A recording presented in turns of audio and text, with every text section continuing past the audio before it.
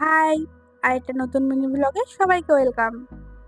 তো আজকে রেডি হয়ে গেছি, আজকে যাব একটা বোনের জন্মদিনে। তারপর রেডি হয়ে আমরা বেরিয়ে পড়লাম দুর্গাপুরের রাস্তায়। এই রাস্তাটা তো তোমরা অনেকবারই দেখেছো, তাই এটা নিয়ে কিছু বলার নেই।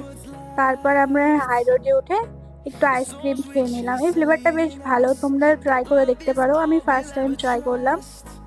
এই যে এই পুচকেটা ছিল জন্মদিন 5 বছরের।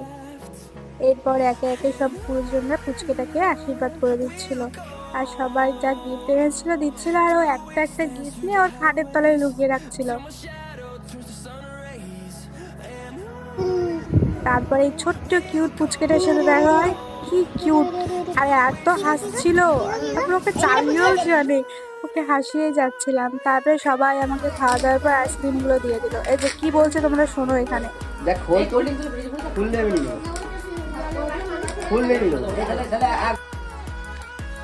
তারপর আমরা 4টে সাড়ে 4টের দিকে বেরিয়ে পড়লাম। আমার কিছু শপিং করার ছিল, তারপর একটু শপিং করে নিলাম। যেটা দেখছি সেটাই ভালো লাগছে, মানে মেয়েদের এই প্রবলেমটা মানে থেকেই যাবে, যেটা দেখবো সেটাই ভালো লাগবে। তারপর এই যে এই দুটো কিনেছিলাম, এটা কটনে, আর এটা ছিল অনুষ্ঠান বাড়িতে পরার জন্য পারফেক্ট। তারপর বাড়ি এসে আগে বাচ্চাটাকে আদর করে দিলাম। এই যে কি করছে, একবার আমার কাছে একবার মায়ের কাছে, এটা রুটিন হয়ে গেছে। বাড়ি আসলেই আগে একবার আমার কাছে লাফাবে, একবার মায়ের কাছে। দেখলে কি জোরে পড়ে গেল। সবাই চলে গেছে, ছেলেটাকে রেখে সবাই চলে গেছে, তোমার ছেলেটাকে রেখে সবাই চলে গেছে।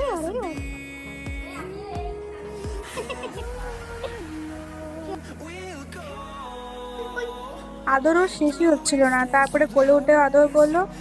মানে সত্যি, মানে এদের ভালোবাসা কোথাও কোনো খুঁত খুঁজে পাবে না। এদের মতন হয়তো নিঃস্বার্থভাবে সত্যি কেউ ভালোবাসতে পারে না। মানে কি বলবো, পুরো মনটাই জয় করে নেয়। তারপরে আমি আর যদি একটু কথা বলে নিলাম। দেখো এমন ভাবে শুনছে যেন আমার সব কথাও বুঝতে পারছে।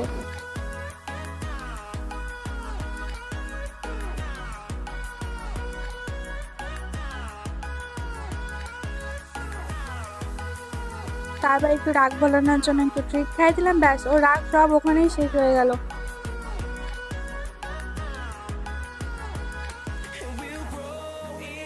এই যে এখন একটা নতুন জিনিস শিখেছে, লাফ মেরে চেয়ারে উঠতে শিখেছে। এখানে ওঠো, এখানে ওঠো।